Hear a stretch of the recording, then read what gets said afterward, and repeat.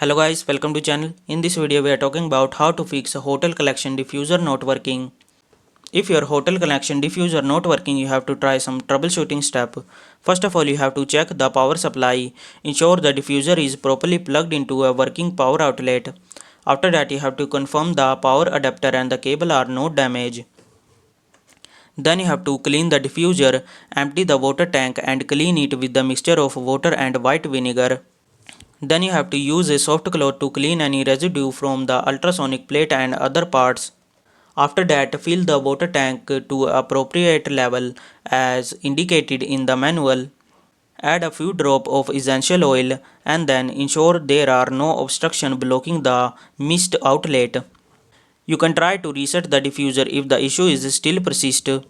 For reset, you have to turn off and unplug the diffuser. After that, wait for a few minutes before plugging it back in and then turn it on.